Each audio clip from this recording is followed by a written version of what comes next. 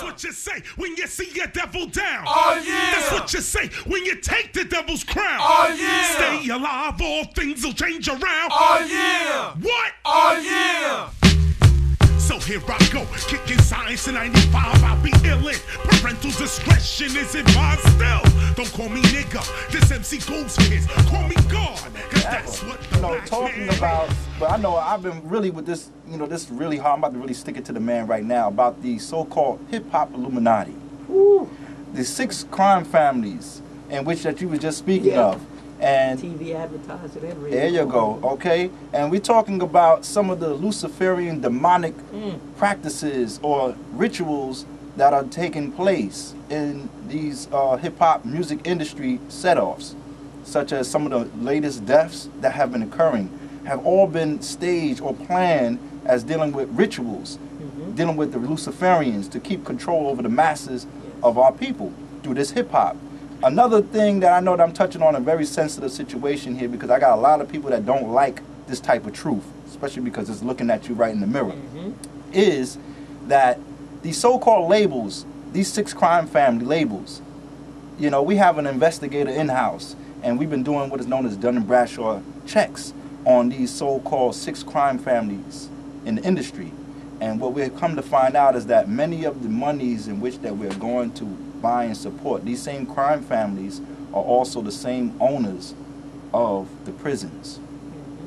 If you look on the stock market and you see some of the names, you'll see that the label owners, like Universal, okay, also has big shares in the prison industrial complex.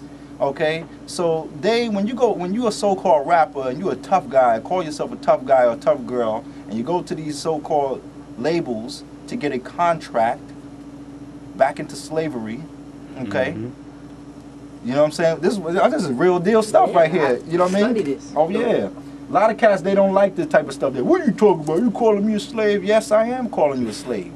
Okay? Because you're not standing up for yourself. And whenever Master cracks that whip and say, listen, you want to put that record out that's going to tell these women to take their clothes off, tell your mama to take their clothes off.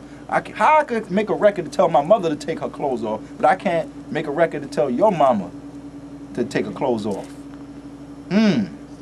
Interesting. Oh yeah. Okay? But this is all done by the prison industrial complex. You got tours like Universal, Def Scam,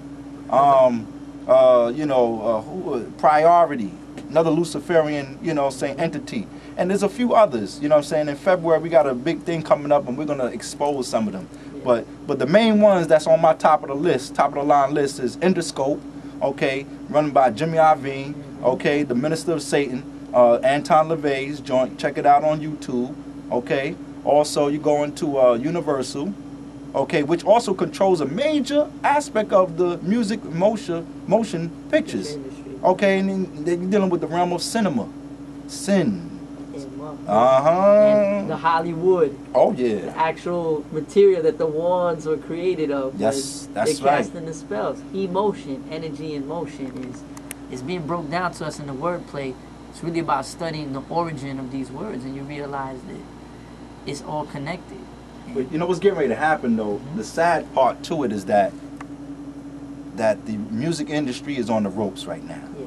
A lot of the abuses that they were doing to the artists are now actually coming back because there is a law, a natural law. This law that we're talking about we're speaking of is higher than man-made law. It's higher than the fake belief or the illusionary colored law of CPL or DPS or whatever. This is dealing with man-made law. This is dealing with that stuff will come and go. We're talking about inalienable rights, okay, that are instituted to you through the creatress that relies within man and oneself and woman.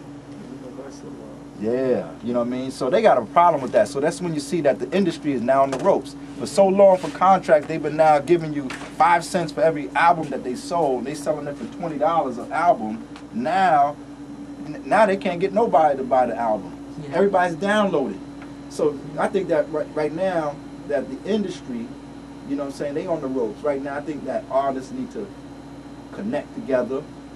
Like you said, unite, get this movement together. We need to re-show what is the actual, what's really hot. What's the music that's really hot? Not listening to some fake program director that has never touched foot in your community. They don't even know what a turntable is. They don't know, they can't break down any of the elements of hip hop that you can, or I can, or others that know hip hop, you know, but they are the ones that are responsible for feeding to the masses of our people this hip hop crap, this hip hop flop stuff. Yeah. You know what I'm saying? It's like crack music. It is, literally, because what they do is they project a certain image of the lifestyle. They portray the artist as living the lifestyle, which the artists really don't. And they're not worried about us as musicians, because we're out here making music. Dr. Shaka, Bam, they're out here living their life, traveling the world, spreading the positive frequencies to y'all. But those who are being affected are those who might not have a figure in their life to guide them in the right way. So they're being caught up in the trap, feeling that I gotta go hustle, I gotta make this money, and they're willing to compromise a part of their soul, and they feel that it's their rite of passage. Like you said, it's leading them to the prison industrial complex. Exactly. It's If taking you them to listen the to jails. all of these rap records that everybody's rapping about, they're rapping about selling illegal narcotics. They're talking about or glamorizing about the life of the streets as far as the negative aspect of it.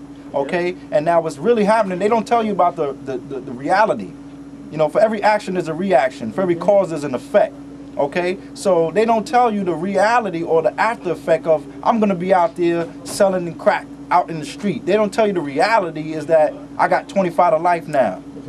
They don't tell you the reality that while I was a big man and selling my stuff and I had the big gold chain, now I got to take my gold chain and try to you know what they call it, hock it or pawn it, right? And the so-called big chain that I spent $4,000, $5,000 on, I can't even get $5 for, because it's now known as fool's gold. Why is that? How is that? And these same people that sell you the fake gold are the same ones who own the labels. And the same ones that own the labels are the same ones who own the jails. Don't get mad at me. You know what I'm saying? Look it up. Don't go to jail. And they'll never buy that jewelry either. And don't even buy that jewelry no more. Yeah. To the schools too. The same bricks that build these housing projects in the public schools are the same bricks and masonry, literally, in the sense that are creating the public school system too. And they're promoting that agenda. Why do most of the students we know drop out by the time they reach high school? It's not because that's what the agenda is for. It's for you to have behavior problems in the school system. It's designed for that. Oh yeah, and if you don't react to a behavioral problem, they're gonna give it to you. They're gonna feed you, and they're gonna contaminate you with Ritalin and all these little narcotic drugs that they feed into the young black and Latino kids and the public food system. Y'all know what's going on, okay? And if y'all want us to talk about it, call us up 212-491-4685, because we ain't running from it, we running to it. True school style. Yes, sir.